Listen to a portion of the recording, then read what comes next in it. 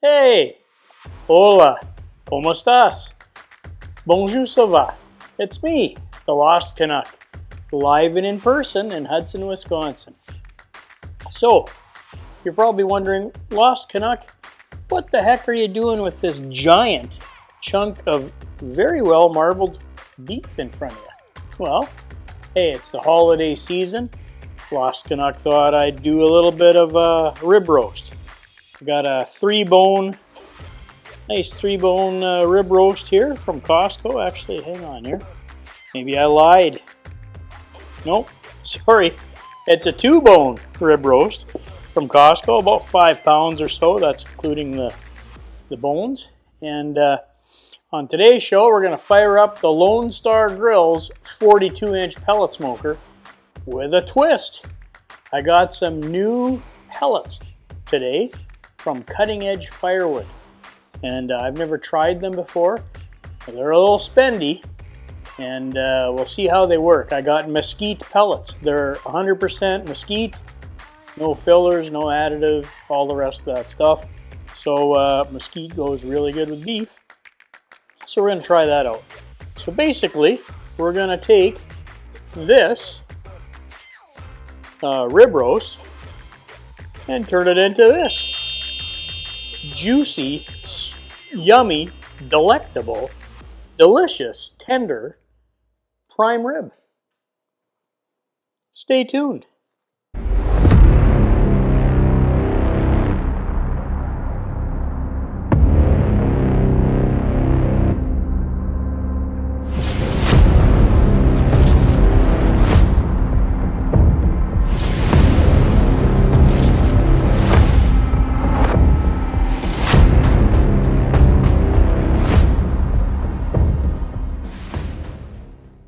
All right, so you just saw the intro theme and everything. We're going to just do a little bit of trimming.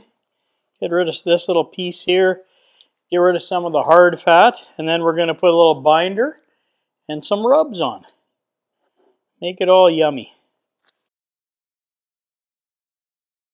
All right, well, we won't be cutting the bone off there, but what we're going to be doing is cutting some of this. You can't tell, but there's some really hard fat on here. We'll just shave it a bit. We won't take it all off because, as you guys know, fat is the flavor.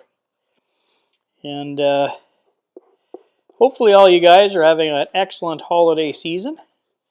I know we are. And don't throw your fat away because we can grind this into burgers with some of our other trimmings. Now I'm not going to French this. You know, where some guys, they take this this notch section out here for the bones, they French it and they make it all pretty. Hey, I want to cook everything. I want to try and maximize this roast, although you're probably thinking to yourself, hey, you just said he's trimming a little fat off. Well, you do want it to cook properly too.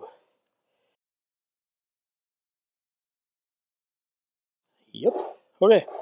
So this is basically how they make a ribeye steak, okay?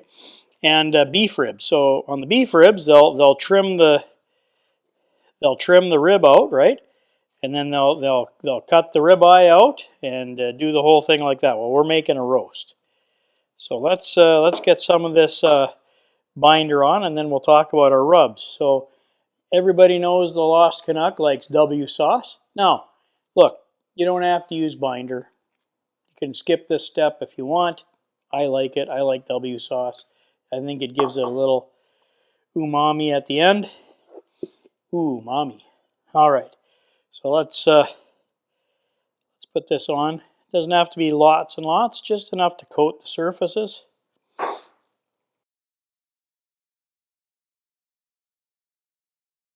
And we're going to dry brine this for 24 hours or so before it goes on the pit. Make sure we get really good spice penetration. Okay, that's lots. Looks good. Okay, let me clean this up and I'll be right back. All right, well, we're going to do a couple of layers for flavor. Okay, normally I just use one rub, but on today's show we're going to try two. I'm going to put a base layer of Meat Church Blanco. This is pretty good stuff. It's basically salt, pepper, garlic. It's got a little monosodium glutamate in there, MSG, for enhance the flavors. So I kind of like this stuff. So we'll just put a little base layer of this down. Okay, so that's Blanco by Meat Church. Good stuff. Mr. Pittman makes some good rubs. All right, now here's our second. This is the final coat. It's Steer Season by Meat Mitch. I really like this stuff. It's for beef. It's got a good flavor.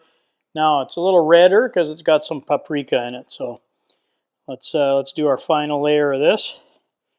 And this we'll get some good color on the smoker using this too. Just make sure all your sides are coated. Just enough to taste it, right? Lost Canuck likes to taste his food. And, well, I don't live in an old folks home yet.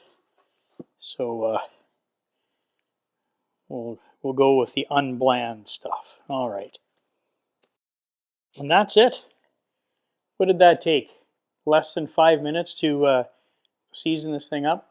So what we're going to do, it's called dry brining, and most of you guys know what that means, but for people that don't, I'm going to take this, now that it's coated in our spices, throw it in the fridge overnight. Overnight, the meat will absorb a lot of the salt and by osmosis kind of thing, and then the flavor just goes in, penetrates a little better. So it's called dry brining. Fancy word for something simple. All right, so I'll see you guys down at the pit with the Cutting Edge pellets, and I'll be down at the Lone Star Grillz 42-inch pellet smoke. All right, we'll see you then. Hey, well, it's me. It's actually it's Christmas morning, and so by the time you see this, it'll be closer to New Year's, but you can do a prime rib on New Year's too. All right, so let's go over the setup a little bit before I throw the meat on. And what I'm doing different is I've got these Cutting Edge Firewood pellets, okay? Pure mesquite, no fillers. You can see they're smoking pretty good. It's windy today. It's very windy today. It's like 30-mile-an-hour winds. So hey, if you're wondering, does the Lone Star perform when it's super windy? Yup, it does. Anyways, so I'm going to use these Cutting Edge Firewood mesquite pellets. They're 100% mesquite, no anything else. It's just mesquite, and goes well on beef. I can actually smell the mesquite. It smells good. They come in these little 15-pound boxes. I've never tried them before, so let's try them. See if it's supposed to work good on beef. So let's try them out. Got the pit set at 200. I'm gonna do it nice and low and slow and get lots of smoke on this thing, and then we'll bring it up to about 125 internal, and then I'll crank up the pit, move the deflector plate out of the way. We'll sear them, get a nice crust on this thing. The carry over, I'll bring it into the upper 130s, into the 140s probably, and then we'll eat. I still have the Huber deflector plate in there. It's all, I didn't have to take that out. It's just, I got the cover closed. And I've also tried searing on this with the pork chops that you probably saw me make on my last video. And if you didn't, I'll leave a video card up for that. All right, so let's get our probes in so we know where we're going. And we'll throw the meat on. So I'm going to put in an RFX, and because that's the one I really trust. And meat looks great. The rub really absorbed. So we're going to put this RFX, I'm going to get the bone. So I'll put it right in the middle here.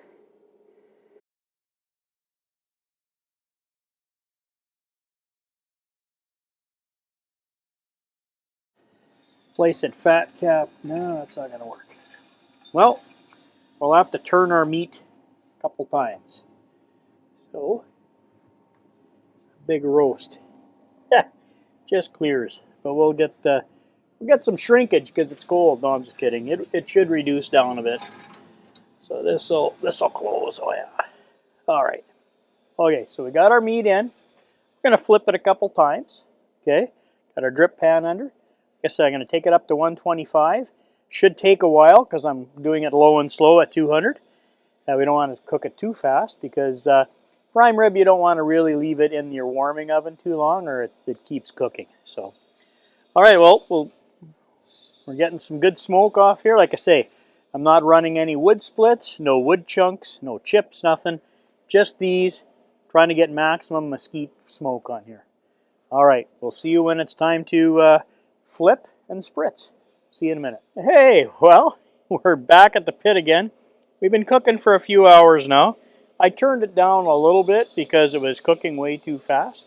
So I only have it at 185, getting tons of smoke off this thing. And you can really smell the mesquite, that's for sure. But let's spritz this thing. Let's take a look and see what it looks like. We'll spritz it and then turn it. Oh, wow. Color looks good. So let's pull the grates out a little bit, give her a spritz. Color looks nice. Now we'll flip it over so I can get the other side.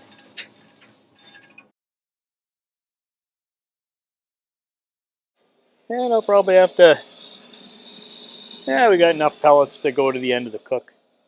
Anyways, it's a little chilly here. It's actually warmed up quite a bit here for Wisconsin. What are we at here today? About 30 degrees. So that's about, I don't know, -2 Celsius.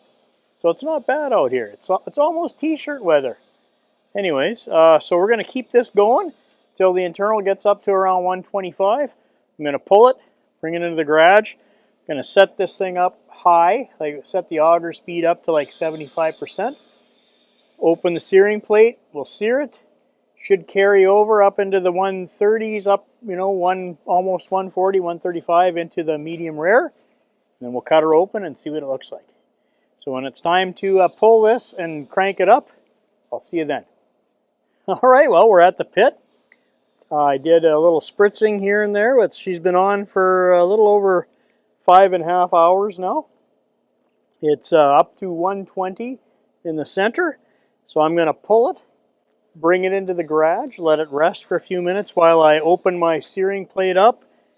Probably put some more pellets in because this thing will eat pellets when I turn it up, and then we'll crank her up to 75% auger speed. Should give you enough flames to sear it. So let's do that. Color on this thing looks really good. Oh, it's tender. I can feel it. Okay, so I'm going to just bring this inside quick so I don't lose all the heat out of it. Be right back. All right, so we're going to open up the searing plate, and then I'm going to go on my app that my wife has in her hand there on my phone, turn it up to 75%. Then I'll grab the meat here in a second, bring it back out after the pit warms up a bit, and we'll sear it off. And I've just got my Huber deflector in, so just move that out of the way. There we go.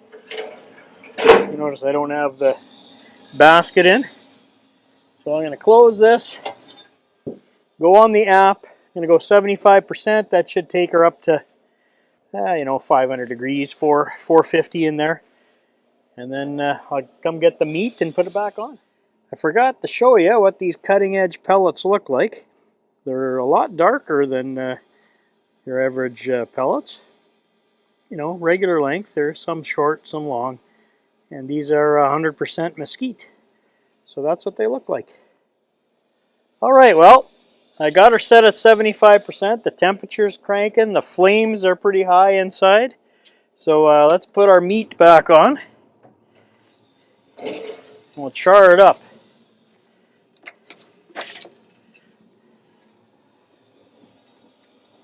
Right about there.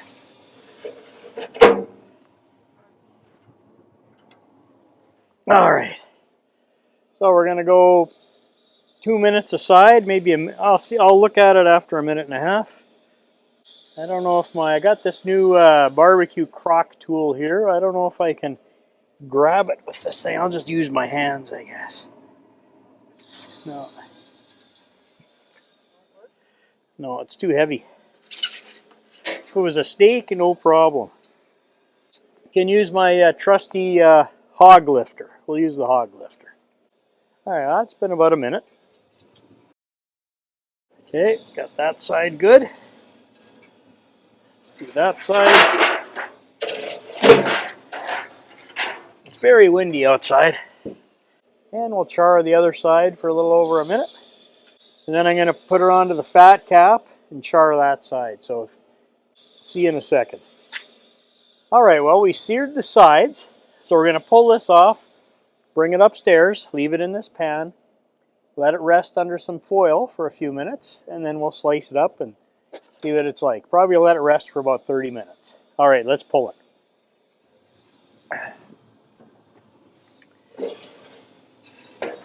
And it looks good. Nice crust on here. She's a beauty. Okay. All right, so we're going to bring this in and let it rest. I'm going to put my pit into cool down mode. We'll bring it up to the barbecue lab. All right, well, we're upstairs in the barbecue lab, and I've let it rest for a while. It's come back down. Well, it crept up to about 131 internal, which is probably a little over medium rare. We'll just do a quick temp check. Oh, probe's nice. Yeah. So it's at 128 right now, which is medium rare. What are we at here? 132 further out. So she's ready to cut. We'll see. It should be a nice pink inside. It's not even that bad. Don't need gloves for that. So find the rib bones. I cut her there.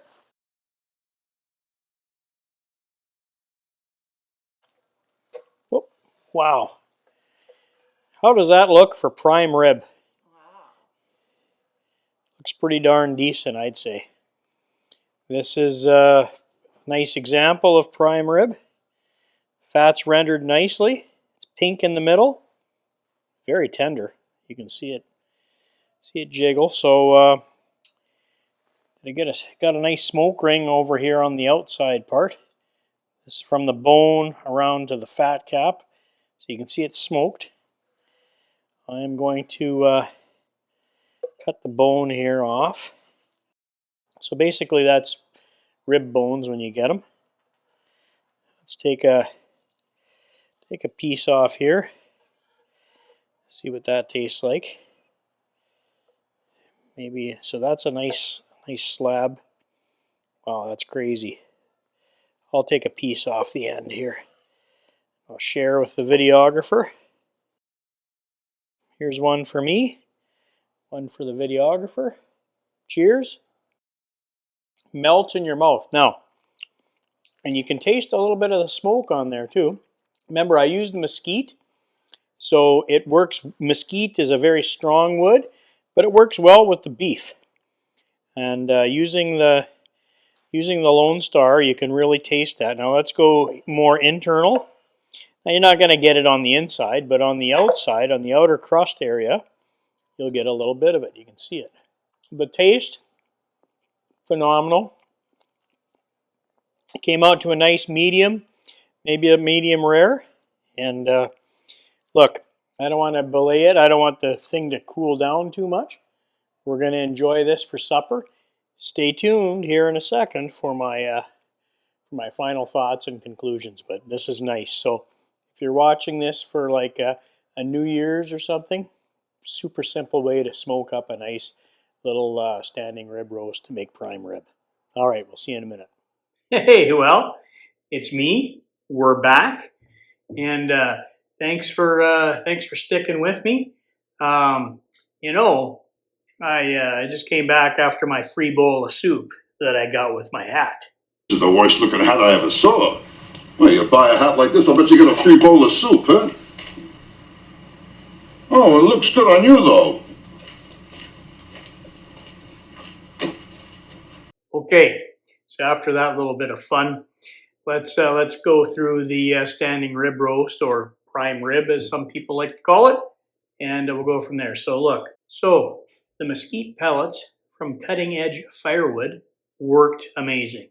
They're 100% mesquite. There's no fillers, there's no binders. It's just mesquite wood, you know, chipped up into pellets, and worked great. Okay, we're eating it. It's the next day. We're still eating on it. It's the smoke flavor is even more intense. So if you like mesquite on your beef, boy, those pellets really worked out. So thumbs up, Cutting Edge Fireworks. Now look, they're expensive.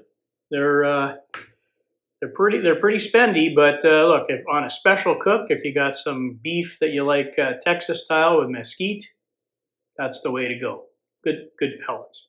And they only come in 15-pound boxes. So to fill your hopper, you're going to need at least 2. All right, so that was that part. The standing rib roast, like I said, I picked it up from Costco. Boy, those things are expensive, but the family really enjoyed it. They raved about it. We ate it last night, and it was super delicious. There's really none left. So there's that. Lone Star performed beautifully. Tons of smoke. We smoked low and slow. Came out to a really nice medium rare. Just how everybody likes it. Okay, and it was very tasty.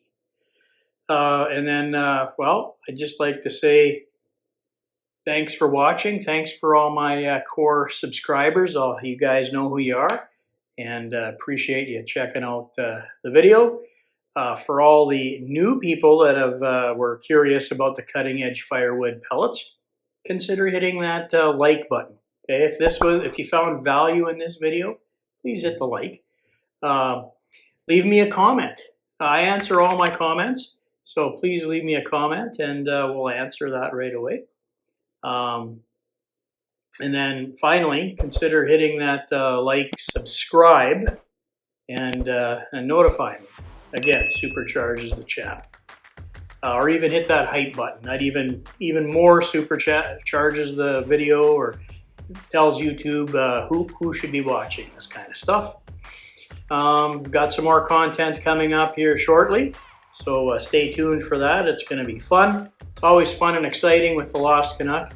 Like I always say, if we're lost together. All right, final words. Lost Canuck always says, don't forget, be kind to each other.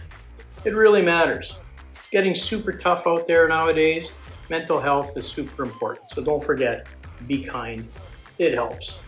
All right. Take care. Bye-bye. Love you guys.